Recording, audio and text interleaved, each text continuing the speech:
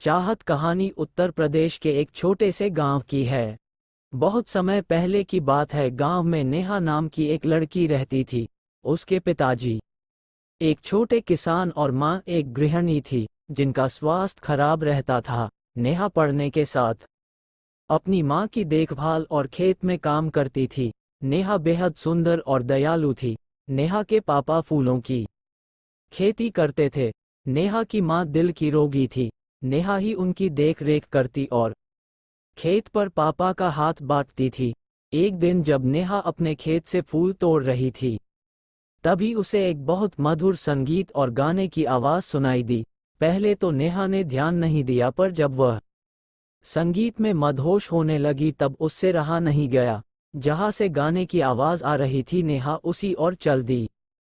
पास जाकर देखा, एक हट्टा कट्टा लड़का अपनी आंखें बंद करके गिटार बजाते हुए गाना गाए जा रहा है। नेहा उस अनजान लड़के को एकटक होकर देखने लगी। बहुत देर तक नेहा उसको देखती रही और संगीत में डूबकर उसके पास आंखें बंद करके बैठ गई। जब लड़के ने गाना बंद किया और आंखें खोली तो देखा, एक सुंदर और मासूम सी लड़की उसके सामने बैठी है। लड़के का नाम राज मल्होत्रा था। राज ने पूछा, कौन हो तुम? नेहा एकदम से चौंक गई और कुछ न बोल पाई। धीरे धीरे दोनों ने बात करना शुरू किया। नेहा ने राज के गाने की तारीफ की और राज ने उसकी सुंदरता की।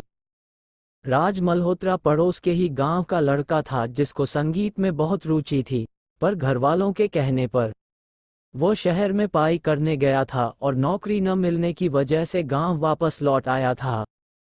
उस दिन दोनों बैठकर घंटों बातें करते रहे और फिर दोस्त बन गए। नेहा को राज पसंद आ गया और दोनों रोज मिलने लगे।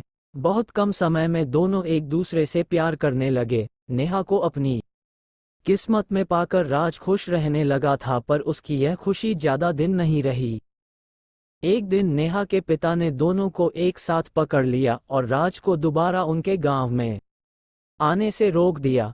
नेहा ने अपने पिता को समझाने की पुरजोर कोशिश की, लेकिन उसके पिता एक गाने वाले के सख्त खिलाफ थे। जब नेहा की मां को ये पता चला तो उनकी तबीयत और बिगड़ गई। इस बात से परेशान होकर नेहा ने राज से फोन पर भी बात करना बंद कर दिया। राज ने मायूस होकर गांव ही को छोड़ दिया। देखते देखते समय गुजरता गया और नेहा की शादी की बात चलने लगी, पर नेहा अब तक राज को भूल नहीं पाई थी। उसको राज का वह वादा अक्सर याद आता जो वह उससे करके गया था, चाहे कितना भी वक्त लग जाए, मैं एक दिन कामयाब होकर तुम्हें लेने जरूर आऊंगा। मैं मरते दम तक बस तुमसे ही प्यार करूंगा। तुम मेरा इंतजार जरूर करना। कभी कभी नेहा को लगता कि राज उसको भूल गया है और कभी कभी लगता वो जल्दी ही वापस आ जाएगा। न जाने कितनी बेचैनी और दर्द में नेहा जी रही थी। न वो किसी से कुछ कह सकती थी और न ही अपने प्यार को भूल सकती थी। एक दिन एक लंबी सी गाड़ी उसके घर के बाहर रुकी, जिसके पीछे गांव के बच्चे दौड़ रहे थे। इससे पहले गांव में इतनी महंगी गाड़ी कभी नहीं आई थी। गाड़ी देखकर ही मोहल्ले के सभी लोग जमा हो गए। आराम से घर के गेट खोलते हुए जैसे ही राज अंदर पहुंचा, नेहा ने देखते ही उसे दौड़कर गले लगा लिया। राज और नेहा दोनों गले लगकर रोने लगे। दोनों एक दूसरे के प्यार को महसूस कर रहे थे। दोनों के मन से सारी शंकाएं दूर हो गई और दोनों का प्यार वक्त के साथ बढ़ता गया। नेहा के पापा से राज ने उसका हाथ मांगा और नेहा की मां का इलाज बड़े शहर में कराने का वादा भी किया। राज शहर में बड़ा सिंगर बन गया था। उसके गाने फिल्मों में आने लगे थे। आज उसके के पास वह सब कुछ था जिसको नेहा के पिता ने कभी देखा तक न था। उसके पास शहर में एक बंगला और कई कारें थी।